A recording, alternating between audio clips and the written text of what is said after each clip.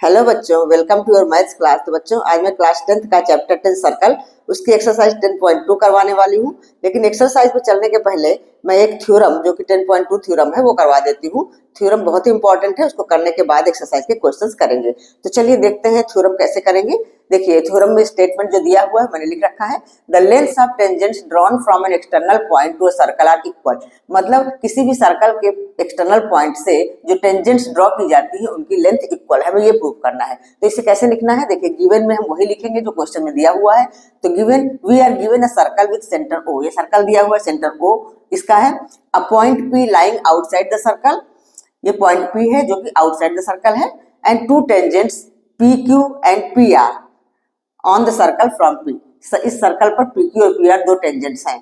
तो we have to prove, तो to prove में लिखेंगे P Q equal to P R. ये हमें प्रूव करना है कि पी क्यू और पी आर इक्वल है। तो इसके लिए हमें कुछ कंस्ट्रक्शन करना पड़ेगा। हाँ, तो कंस्ट्रक्शन में क्या करना है, हमने ज्वाइन किया है, ओपी को ज्वाइन किया है, ओक्यू को ज्वाइन किया है और ओआर को ज्वाइन किया है। तो कंस्ट्रक्शन में हम यही लिखेंगे, OP OQ and O R are joint, ये हमने ज्वाइन कर दिया, हो गया कंस्ट्रक्शन। अब हमें प्रूफ करना है। तो देखिए प्रूफ करते हैं हम। प्रूफ में क्या क्या लिखना है इसको समझिए ध्यान से। देखो, अब प्रूफ में हम ये दो ट्रायंगल लेंगे, एक तो ट्रायंगल पीओक्यू और दूसरा ट्रायंगल पीओआर। तो बस इनको हम कॉन्ग्रुएंट दिखाएंगे। इन ट्रायंगल पीओक्यू एंड ट्रायंगल पीओआर, ठीक है। पीओक्यू एंड पीओआर क्या क्या इक्वल है, देखो सबसे पहली बात, हमारा angle Q is equal to angle R, है ना, क्योंकि टेंजेंट और रेडियस के बीच का एंगल है। ये पिछली एक्सरसाइज 10.1 में आप लोगों को बताया था मैंने कि टेंजेंट और रेडियस के बीच का एंगल 90 डिग्री होता है। तो ये वाला भी 90 डिग्री है और ये 90 डिग्री, दोनों ही 90 डिग्री, इसलिए दोनों इक्वल है। तो हम क्या लिखेंगे, एंगल इसका नाम क्या है, PQO। Angle PQO is equal to angle PRO, ठीक है। This angle PQO is equal to angle PRO, each 90 degree, each 90 degree. इसका रीजन भी आप देना चाहते हो तो लिख दो angle between tangent and radii, angles between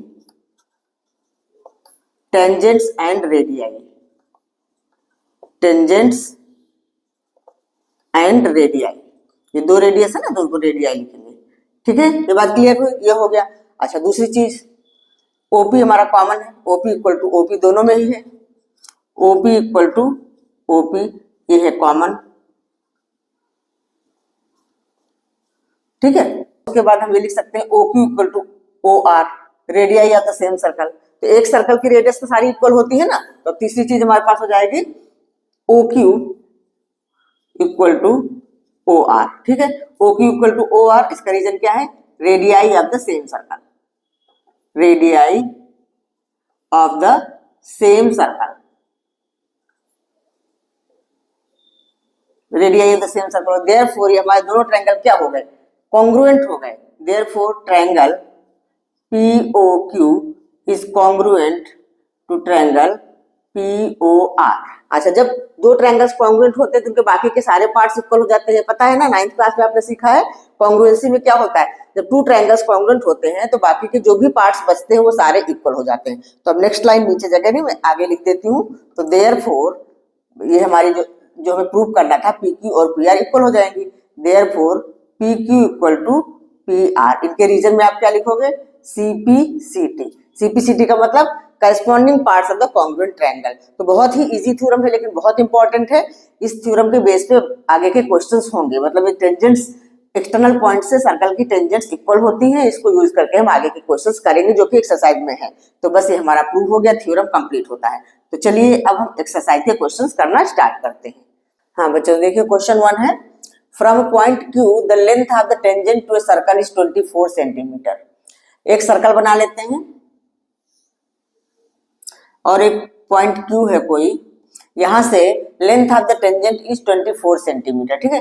तो ये लेंथ ऑफ द टेंजेंट हमारी जो है 24 सेंटीमीटर, ये है 24 सेंटीमीटर और सर्कल का सेंटर है O और ये पॉइंट हमारा है Q, इस पॉइंट का नाम है Q।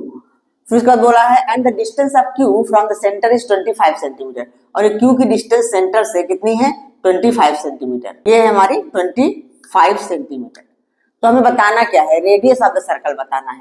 अच्छा, रेडियस ये हो गई, ये जो टेंजेंट और सर्कल का कांटेक्ट पॉइंट है, इसको हम यहाँ से मिला देंगे ओ से, तो ये रेडियस हो गई। तो हम नाम दे देते हैं, ये क्यू है, इसको हम पी का नाम दे देते हैं। ठीक, तो पी क्यू हमारी टेंजेंट हो गई और हमें ओ क्यू भी पता है 25 सेंटीमीटर, पी ओ हमको निकालना है।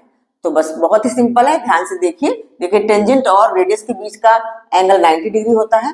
तो 90 डिग्री का एंगल मतलब ये हमारा एक राइट एंगल ट्रायंगल हो गया। तो राइट एंगल ट्रायंगल में हमें हाइपोटेनस पता है, 90 डिग्री के एंगल के सामने वाली साइड जो होती है वही तो हाइपोटेनस होती है, और एक साइड और पता है, तो हमें ये ओपी निकालना है। ये हमारा मल्टीपल चॉइस क्वेश्चन है, इसलिए इसमें ज्यादा नहीं लिखना है, बस सीधे सीधे क्वेश्चन को सॉल्व कर लेना है। तो हम क्या लिखेंगे, in right triangle O P Q. जैसे हम पाइथागोरस थ्योरम लगा के इसको हम सॉल्व कर लेंगे। In right triangle O P Q, तो हमारा ये हाइपोटेनस है, तो हम लिखेंगे O Q square equal to P Q square plus O P square. हमें रेडियस ओ पी ही तो निकालना है, तो बस अब इसमें वैल्यू पुट करो। ये हो गया 25 का square equal to P Q हमारे पास है 24 स्क्वायर और plus O P square. 25 square क्या होता है 625 इक्वल टू ये हो जाएगा हमारा 24 का स्क्वायर 576 और प्लस ओ पी स्क्वायर। अब 576 इस साइड आ जाएगा, तो 625 minus 576 equal to O P square. इसे माइनस करेंगे हम तो क्या जाएगा, 15 में से 6 गया 9, इधर हो गया 1, 11 में से 7 गया 4, 49 इक्वल टू हो गया ओपी स्क्वायर। तो इसको स्क्वायर रूट लगा देंगे तो हमारा ओपी आ जाएगा। तो ओपी इक्वल टू क्या हो जाएगा, रूट ओवर 49 मतलब 7, OP equal to root over 49 that means 7 centimetre. तो हमारा ऑप्शन नंबर ए करेक्ट है। तो बहुत इजी क्वेश्चन है, बस आपको जो फैक्ट्स बताए गए हैं उनको याद रखना है कि टेंजेंट और रेडियस के बीच का एंगल 90 डिग्री होता है। तो हमारा राइट एंगल ट्रायंगल बन गया, इजीली सॉल्व हो गया। ठीक है, तो चलिए क्वेश्चन नंबर 2 कर लेते हैं। हाँ बच्चों, तो क्वेश्चन नंबर 2 है, in figure 10.11 if TP and TQ are the two tangents to a circle with centre O। ये हमारी TP और TQ टू टेंजेंट्स हैं इस सर्कल की। इसमें दिया हुआ एंगल POQ इक्वल टू 110, मतलब this angle is 110, then PTQ। तो ये वाला एंगल क्या होगा, ये बहुत ही इजी है, बिल्कुल ये ऑब्जेक्टिव ही है, इसमें कुछ लिखने की भी जरूरत नहीं है। इसमें हम डायरेक्ट ऐसा कर सकते हैं, इन दोनों एंगल का सम 180 डिग्री होता है। कैसे 180 डिग्री होता है वो मैं आपको बता देती हूँ। देखो ये हमारा 90 डिग्री का एंगल हो गया, ये 90 का एंगल हो गया। ठीक है, तो 90 प्लस 90 कितना हो गया 180। हम जानते हैं कोई भी जो क्वाड्रिलेटरल होता है, ये हमारा एक क्वाड्रिलेटरल ही बन रहा है ना, OPTQ इज अ क्वाड्रिलेटरल। तो क्वाड्रिलेटरल के चारों एंगल का सम कितना होता है 360 डिग्री होता है ना, 4 एंगल का सम। लेकिन इन दोनों एंगल का सम तो 180 है ही है, तो बाकी के इन दोनों एंगल का सम कितना हो जाएगा 180 तो होगा। इन दोनों एंगल का सम 180 हो गया, तो 360 में से हम 180 माइनस कर देंगे तो 180 ही आएगा। तो बस आप इस फैक्ट को याद रखो कि जब किसी सर्कल में टेंजेंट्स जो एंगल बनाती हैं और सेंटर में जो एंगल बनता है उन दोनों का सम 180 होता है। इतना ज्यादा कुछ लिखने की जरूरत नहीं है, क्योंकि ऐसे क्वेश्चन ऑब्जेक्टिव में आते हैं, आपको खाली टिक करना होगा।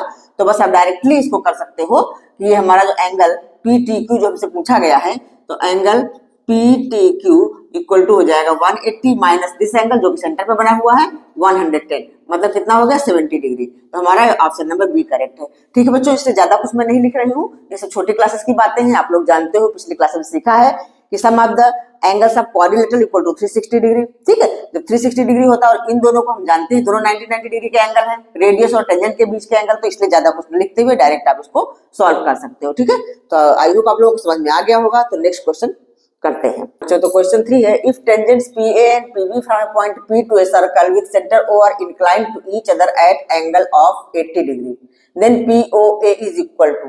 देखो इस तरह का डायग्राम बनेगा कि एक एक्सटर्नल पॉइंट P है, वहां से PA और PB दो टेंजेंट्स हैं और ये एक दूसरे पर इंक्लाइंड है 80 डिग्री, मतलब दिस एंगल इज 80 डिग्री। ठीक है, inclined to each other at angle of 80 degree. तो हमें बताना है एंगल POA, ये वाला एंगल POA, मतलब हमें यहाँ से एक लाइन ड्रॉ करनी होगी, ये दिस एंगल, ये हमें बताना है POA।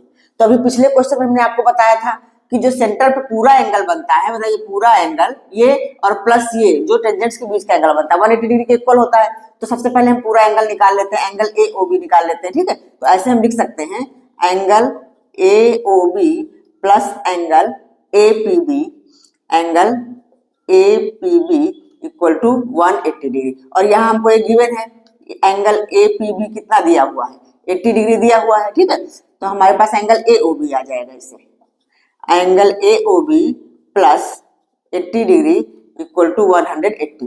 तो angle A O B equal to 180 minus 80, तो कितना आ गया 100 आ गया। ठीक है, 100 डिग्री हमारे पास कौन सा एंगल आ गया, एंगल ए ओ बी। लेकिन हमको एंगल ए ओ बी तो निकालना नहीं है, हमको निकालना एंगल पी ओ ए, मतलब दिस एंगल। तो देखो ये इसका हाफ होगा। कैसे हाफ होगा, आप इसको प्रूव करना चाहो तो कर लो, लेकिन ये ऑब्जेक्टिव क्वेश्चन, इसमें ज्यादा कुछ लिखने की जरूरत नहीं होती, आपको बस खाली पता होना चाहिए कि इसका आंसर क्या होगा, उसी में टिक करना है। ठीक है, लेकिन मैं बता देती हूँ क्यों हाफ होगा, क्योंकि हमारे ये ट्रायंगल, दो ट्रायंगल्स बने ना, राइट एंगल ट्रायंगल, एक तो पी ए ओ और दूसरा पी बी ओ। पिछले क्वेश्चन में मैंने बताया हुआ है, इन दोनों को हमने थ्योरम में प्रूव किया हुआ है ना, ये दोनों ही कॉन्ग्रुएंट ट्रायंगल होते हैं। तो कॉन्ग्रुएंट ट्रायंगल के सारी चीजें, सारे एंगल, सारी साइड इक्वल हो जाते हैं, तो हमारे ये दोनों एंगल इक्वल हो जाएंगे, तो इसलिए हमारा ये जो है हाफ हाफ हो जाएगा, 100 का हाफ हो जाएगा। इसलिए एंगल जो हमसे पूछा गया है P O A, half of the पूरा होल एंगल, इस एंगल ए ओ बी का हाफ ही तो होगा, तो बस आप डायरेक्ट ही कर सकते हो।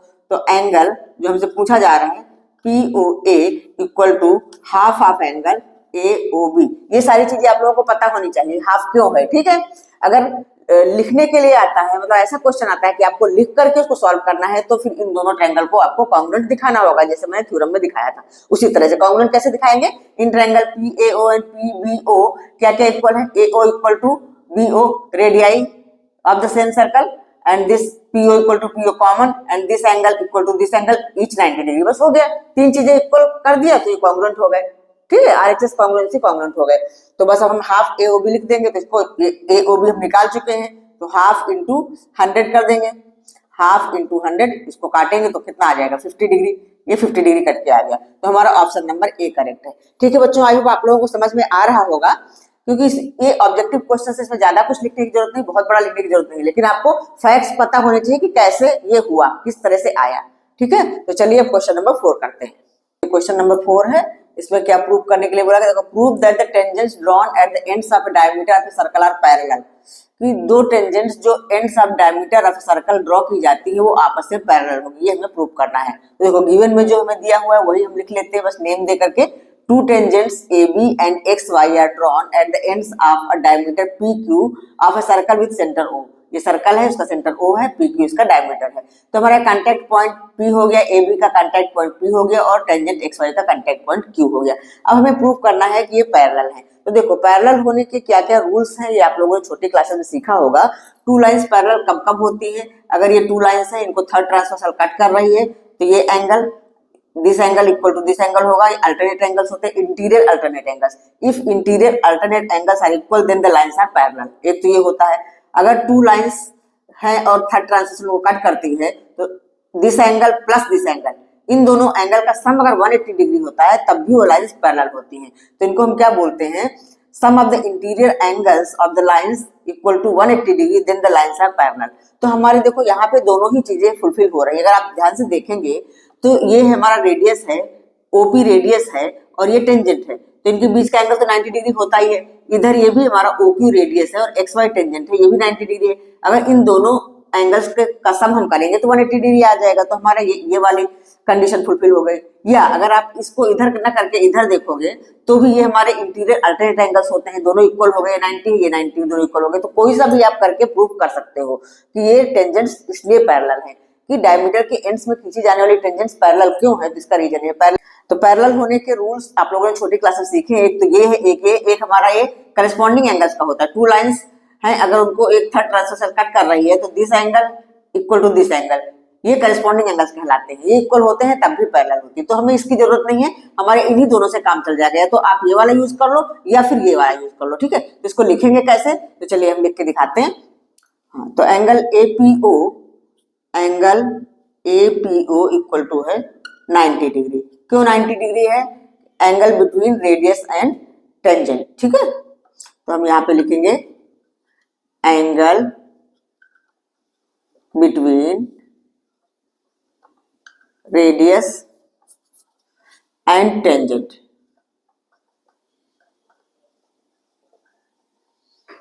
अच्छा, इधर ये angle angle X Q O equal to ये भी हमारा हो जाएगा 90 डिग्री। रीजन इसका भी सेम है, यही वाला। ठीक है, ये हो गया, ये हमने लिख दिया। तो अब हम इन दोनों को अगर सम करें तो हम angle A P O plus angle X Q O equal to 90 plus 90, तो कितना हो गया, angle A P O plus angle X Q O equal to हो गया 180 डिग्री। तो देयरफॉर हमारी ये है tangents A B is parallel to X Y. आप इसका रीजन लिखना चाहते हो तो हम ब्रैकेट में आपको रीजन लिखना होगा।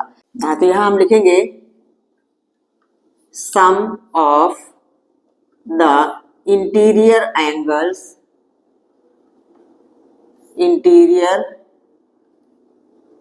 Angles of A B and X Y equal to 180 degree. ठीक है, तो बस ये आप रीजन लिख सकते हो, इसलिए ये पैरेलल है। क्योंकि ठीक है, तो समझ में आया। तो ये इसका रीजन हो गया कि इन दोनों लाइंस के इंटीरियर एंगल का सम 180 डिग्री है, देयरफॉर दे आर पैरेलल। या आप चाहते हो इंटीरियर अल्टरनेट एंगल्स का, वो भी लिख सकते हो। तो फिर हमें ये वाला एंगल लेना पड़ेगा पी क्यू वाई, इधर पी क्यू वाई लिखना पड़ेगा। तो हम लिखेंगे angle A P Q is equal to angle P Q Y, both are 90 degree. तो interior alternate angles are equal, therefore lines A B and X Y are parallel. ठीक है, वो भी सही है और ये भी सही है, दोनों तरीके से आप लोग कर सकते हो। तो आई होप आप लोगों को क्वेश्चन समझ में आए होंगे। आज 4 क्वेश्चंस करवा दिए हैं, अब नेक्स्ट वीडियो में आगे के क्वेश्चंस करवाऊंगी।